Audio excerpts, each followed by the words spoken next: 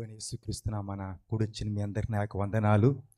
మరి వేదిక మీద ఉన్న దైవజనులందరికీ నా యొక్క ప్రత్యేకమైన అభినందనలు తెలియజేస్తూ ఉన్నాను. ఇది యెహోవా ఏర్పాటు చేసినటువంటి దినమై ఉంటుంది. దీని యందు మనము ఉత్సాహించి సంతోషించమని లేఖనము సెలవిస్తూ ఉంది. మరి సంతోషం ఉన్న వాళ్ళంతా ఉత్సాహముతో బిగ్గరగా ఒకసారి హల్లెలూయా చెప్తారా? దేవునికి స్తోత్రం. మీ సంతోషం చూస్తుంటే పరలోకము భూమి మీదకి దిగి వచ్చినట్టుగా ఉంది. మీ యొక్క ఉత్సాహము చూస్తూ ఉంటే భూమి మీద ఉన్నట్లేదు, పరలోకములో ఉన్నట్లుగా ఉంది. ఎందుకంటే ఒక రోజు కాదు, 2 రోజులు కాదు, 5 రోజులు కాదు, 10 రోజులు కాదు, ఏకంగా నెల రోజుల నుంచి ఈ చోట దేవుణ్ణి ఆరాధిస్తున్నారు అంటే మీరు మామూలు కాదు. మీరు భూలోకాన్ని తలకిందులు చేయవారై ఉంటున్నారు.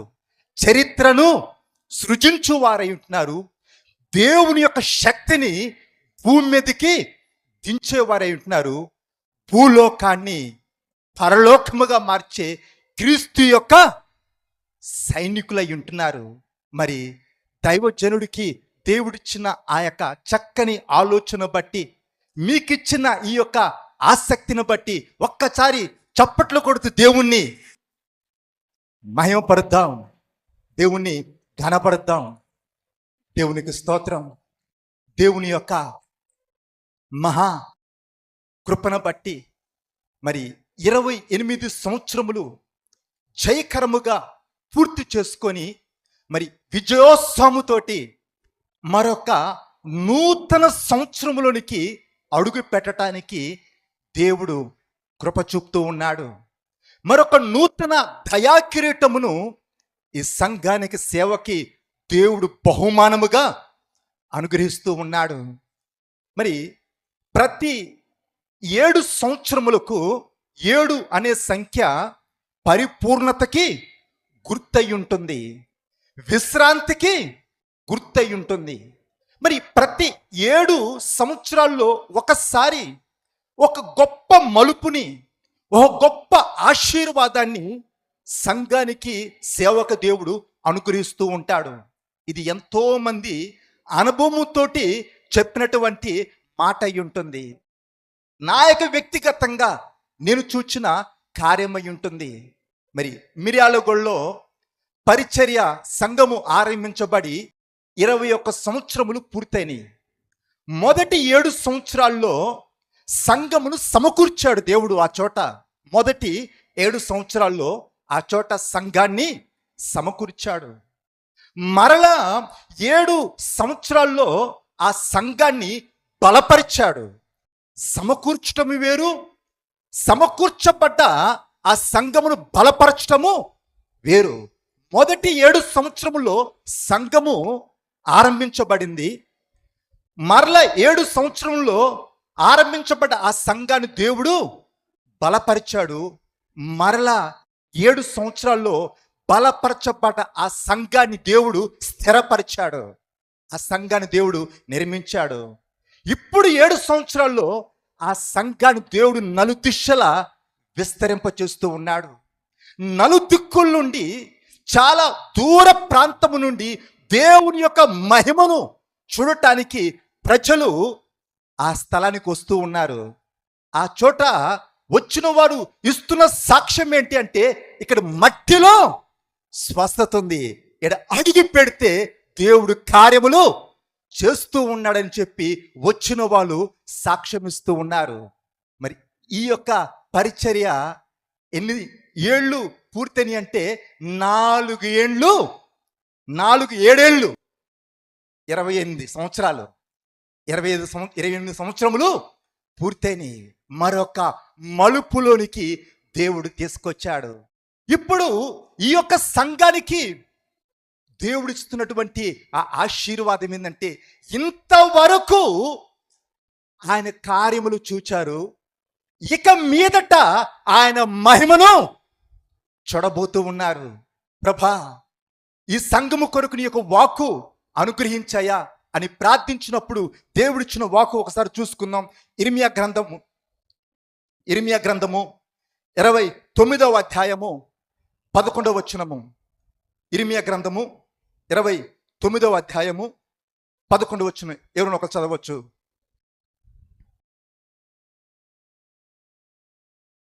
నేను మిమ్మును గూర్చి ఉద్దేశించిన సంగతులను నేను ఎరుగుదును. ఏమన్నాడు? నేను అంటే దేవుడు చెప్తున్నాడు ఈ మాట. నేను మిమ్మును గూర్చి ఉద్దేశించిన సంగతులను నేను ఎరుగుదును. రాబోవు కాలమందు మీకు నిరీక్షణ కలుగునట్లుగా అవి సమాధానకరమైన ఉద్దేశములే గాని హానికరమైనవి కావు. ఇది యెహోవా దేవుడు ఇస్తున్నటువంటి ఆ వాగ్దానము. దేవుడు ఇస్తున్నటువంటి వాక్కు ఏంటి అంటే, రాబోవు కాలమందు నిరీక్షణ కలుగునట్లుగా మరి మీ ఎడల నేను కలిగినటువంటి మరి నిరీక్షణ కలుగునట్లుగా అవి సమాధానకరమైన ఉద్దేశములే గాని హానికరమైనవి కావు అంటున్నాడు. ఈ సంఘము, ఈ సేవ ఎడల, ఈ సేవలో ఆయన నామము తెలుసుకున్న ప్రతి ఒక్కరెడల దేవుడు ఉన్నతమైన ఆలోచన కలిగి ఉన్నాడు. పెద్ద పనుల కొరకు దేవుడు సిద్ధపరుస్తూ ఉన్నాడు.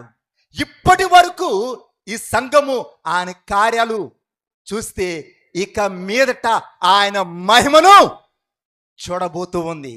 ఇప్పటి వరకు జరిగిన సేవ ఒక లెక్క, ఇక మీదట జరగబోయే సేవ మరొక లెక్క. మోషే పరిచర్య ముగించబడింది. యెహోషువ పరిచర్య ఆరంభించబడింది. ఏలియా పరిచర్య ముగించబడింది. ఎలీషా పరిచర్య మొదలైంది. మరి మన యొక్క దైవజనుడు పాస్టర్ అబ్రహాం కేడిఎస్ గారు ఎప్పుడొక అద్భుతమైన మాట చెప్తూ ఉంటాడు.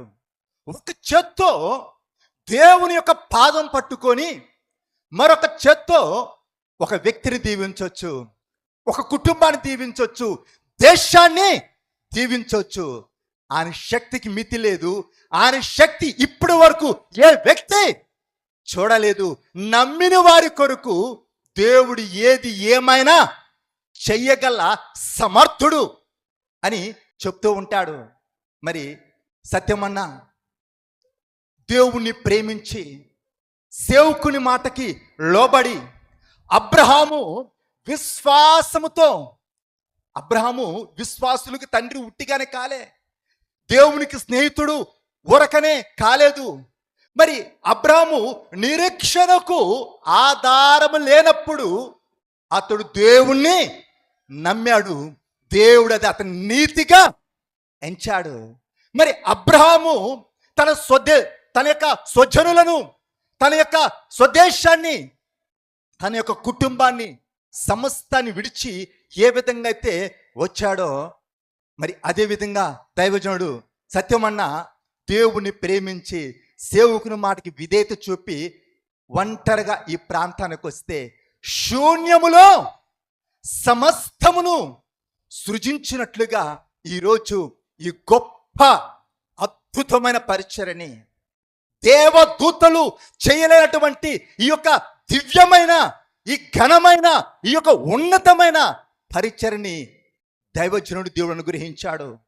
శూన్యములో మరి దేవుడు భూమి ఆకాశమును చూచినప్పుడు అది ఎట్లా కనబడిందంట? శూన్యముగా కనబడుతోంది, నిరాకారముగా ఉంది, దానికి ఆకారం ఏమీ లేదు.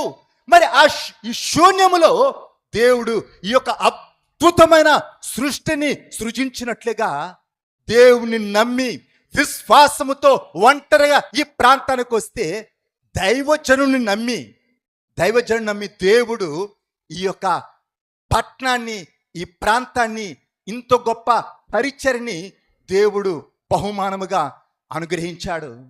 మరి ఈ యొక్క ప్రాంతానికి, ఈ యొక్క పట్టణానికి దేవుడు దైవజనుని దీవెనకరంగా ఉంచాడు.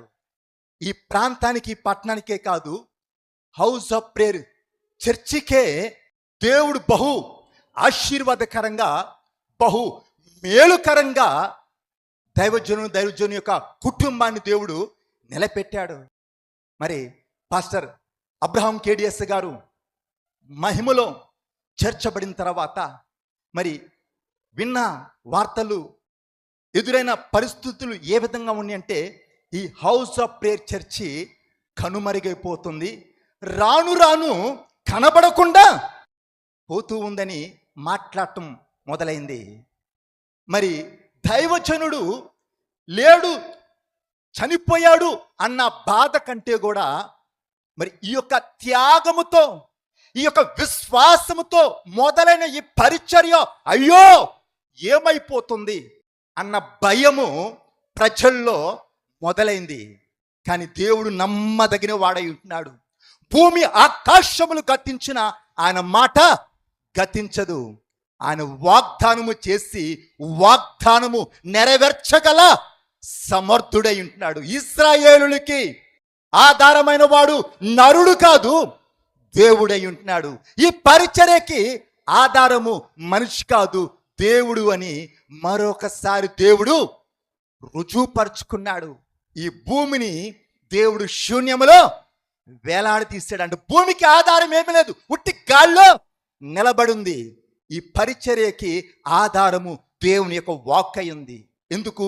దేవుని యొక్క వాక్కు చేత మొదలైన ఈ పరిచర్య మరి ఆయన రాకడ వరకు కొనసాగుతూ ఉంది. మరి దైవజనుడు మన మధ్యలో లేనప్పటికీ ఆయన ద్వారా ఆరంభించబడ్డ ఈ పరిచర్యని దేవుడు కొనసాగిస్తూ ఉన్నాడు. ఆయనకి దేవుడు చేసిన వాగ్దానాలు ఆ తలుపులు మన ద్వారా దేవుడు జరిగిస్తూ ఉన్నాడు. నేను ఎప్పుడు ఒక మాట చెప్తూ ఉంటాను, మన యుద్ధం నుండి ఒక విలువైనది దేవుడు తీసాడు అంటే, మన యుద్ధం నుండి ఒక విలువైనది దేవుడు తీసేశాడు అంటే, మనము ఊహించనిది, మన యొక్క ఊహకు అందనిది, శ్రేష్టమైనది దేవుడు బహుమానముగా అనుగ్రహించిన ఉన్నాడు. కొత్త బట్టలు వేసుకోవాలంటే పాత బట్టలు తీసివేయాలా? మరి పాత ఇల్లు కూలకొట్టినప్పుడు కొత్త ఇల్లు ఆ చోట కట్టబడుతూ ఉంది. మరి ఒక విలువైనది దేవుడు తీసేసినప్పుడు శ్రేష్టమైనది దేవుడు మనకి అనుగ్రహించనై ఉన్నాడు. మరి మనల్ని ప్రేమించే ఒక తండ్రి లాంటి మరి మన యొక్క ఆత్మీయ కాపరిని దేవుడు తీసుకున్నప్పటికీ ఈ సంఘానికి సేవకి మరి ఒక గొప్ప బహుమానముగా మూర్తన్నని మరి సత్యమనని దేవుడు మనకి అనుగ్రహించి ఉన్నాడు. పెద్దవాళ్ళు ఒక మాట అంటారు, గొడ్డొచ్చే వేళ బిడ్డొచ్చే వేళ అంటారు, వేళ విశేషం అంటారు. మరి మూర్తన్నని ప్రెసిడెంట్గా మరి ప్రకటించిన తర్వాత ఈ యొక్క సేవలో అడుగడుగున దేవుడు తన మంచితనమును, తన గొప్పతనమును దేవుడు కనపరుస్తూ ఉన్నాడు. శత్రువులు సిగ్గుపడినట్లు, మనుషులు ఆశ్చర్యపడినట్లు, మానవ జ్ఞానానికి అందని కార్యాలు, ఊహించని కార్యాలు, ఊహకు అందని కార్యాలు అడుగడుగున ఆయన జరిగిస్తూ ఉన్నాడు.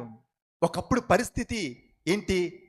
చిన్న అప్పు తీర్చుకోవటానికి పెద్ద అప్పు, ఆ పెద్ద అప్పు తీర్చుకోవటానికి ఇంకా పెద్ద అప్పు, అప్పనే ఊపిలో మునిగిపోతున్న పరిస్థితి.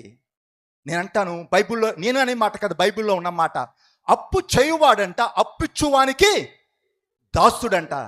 దేవుంటాడు, నాకు తప్ప మీరు దేనికి దాసులై ఉండొద్దు అన్నాడు. కానీ పరిస్థితి ఏంటంటే అప్పని ఊపిలో మునిగిపోతున్న పరిస్థితి. దేవుని యొక్క మహాకృపను బట్టి దేవుడు ఆ అప్పనే కాడిని విరగొట్టాడు, ఆ అప్పనే సంఖ్యను దేవుడు తెక్కొట్టాడు. అప్పు లేకుండా అద్భుతముగా ఈ పరిచర్ని దేవుడు ఈరోజు జరిగిస్తూ ఉన్నాడు. ఒకప్పుడు సంవత్సరానికి ఒకసారి యానివర్సరీకి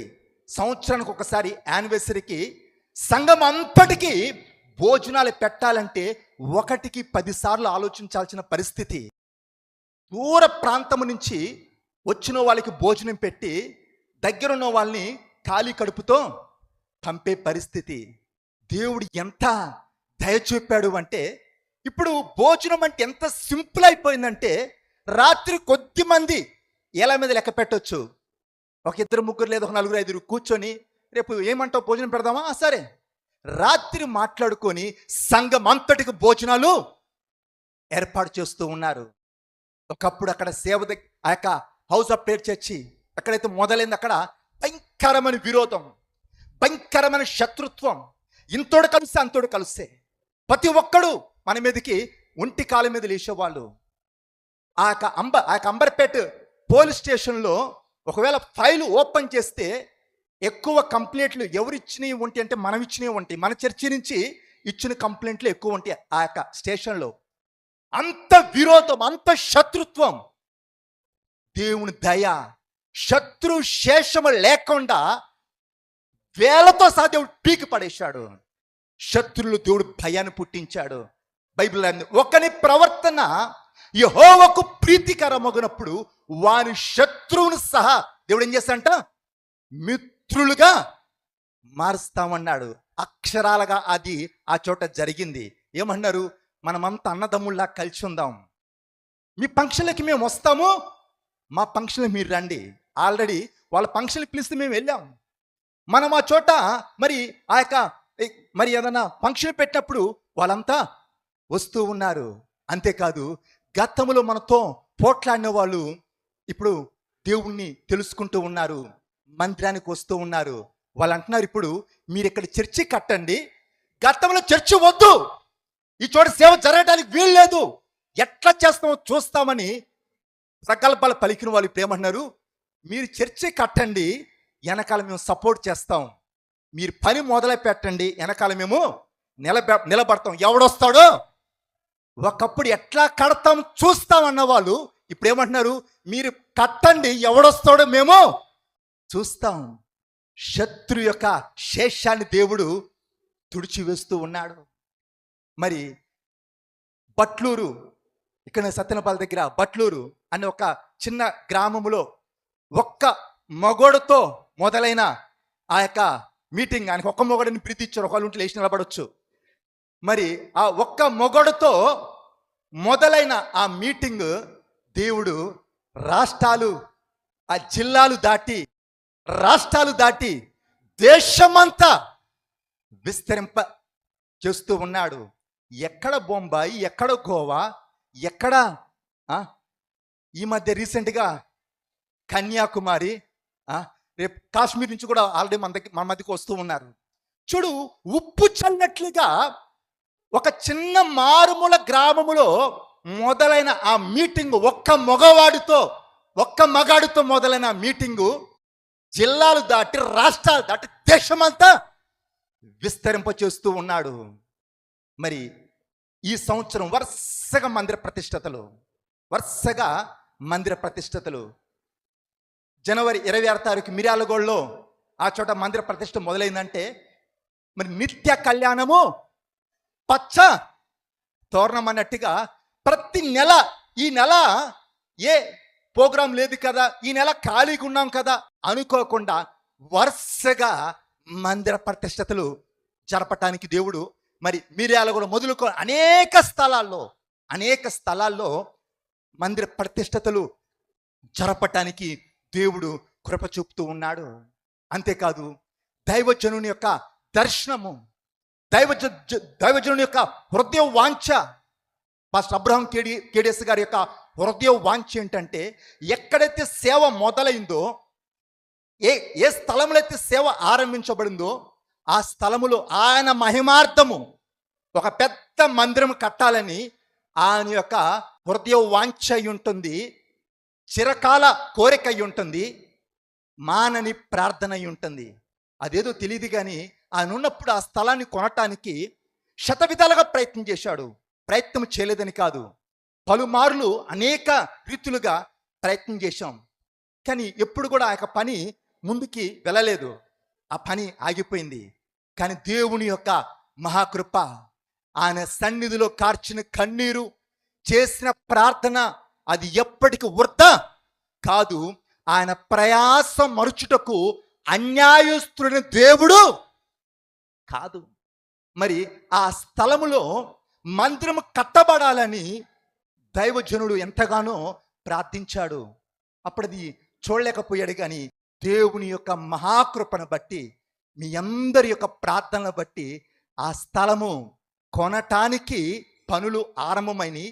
ఆ స్థలాన్ని మరి ఆ పని మొదలైంది. ఆ పని దేవుని మహాకృపను బట్టి ఆ పని పూర్తి ఇంకా పూర్తి కాలేదు. పని మొదలైంది. ఆరంభించబడ్డ ఆ పని పూర్తి కావటానికి దేవుడు కృప చూపుతూ ఉన్నాడు. ఆ పెద్ద పనిలో ఈ యొక్క సత్తెనపల్లి ఈ సంఘాన్ని ప్రథమ పాత్రగా దేవుడు వాడుకున్నాడు. అందుకే మీరు మామూలు కాదు, మీరు అసాధ్యులు, మీరు ఇట్లాంటి వాళ్ళు కాదు, మీరు చరిత్రను సృజించేవారు, భూలోకాన్ని పరలోకంగా మార్చేవారని చెప్తూ ఉన్నాను. ఆ పెద్ద పనిలో దేవుడు మరి ఈ యొక్క సంఘాన్ని మరి ప్రథమ ఫలముగా దేవుడు వాడుకుంటూ ఉన్నాడు. ఈ రీతిగా వెనుతిరిగి చూచినట్లయితే అడుగడుగున దేవుడు తన యొక్క మంచితనమును కనపరుస్తూ ఉన్నాడు. తన మహిమను దేవుడు చూపుతూ ఉన్నాడు. అందుకే భక్తుడు అంటాడు, నా ప్రాణమా యెహోవాను సన్నుతించుము, ఆయన చేసిన ఉపకారములో దేనిని వెనుతిరిగి చూస్తే నిజంగా దేవుని స్తుతించకుండా, దేవుణ్ణి ఆరాధించకుండా మౌనంగా ఉండలేము. ఆయన చేసిన మేలు గుర్తు చేసుకుంటే కళ్ళమింటి నీళ్లు కారిపోతావంటే ఏ స్థితి నుంచి దేవుడు ఏ స్థితి తీసుకొచ్చాడు కదా. ఇక్కడ ఒక్కొక్కరిడలా దేవుడు తన యొక్క మంచితనాన్ని కనపరుస్తూ ఉన్నాడు కదా.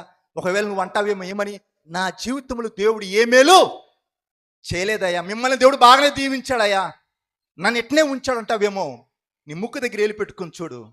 నువ్వు బ్రతికున్నావు అంటే అది దేవుని యొక్క దయ. మనకంటే బలవంతులు, మనకంటే జ్ఞానవంతులు, మనకంటే ఐశ్వర్యవంతులు దినములేరు మట్లో కలిసిపోయి ఉన్నారు. నువ్వు నేను బ్రతికున్నాం, బాగున్నాము, ఆయన సన్నిధిలో సజీవులుగా ఉన్నామంటే మన ఎడల ఆయన యొక్క అత్యున్నతమైన మహా కృప ఉంటుంది.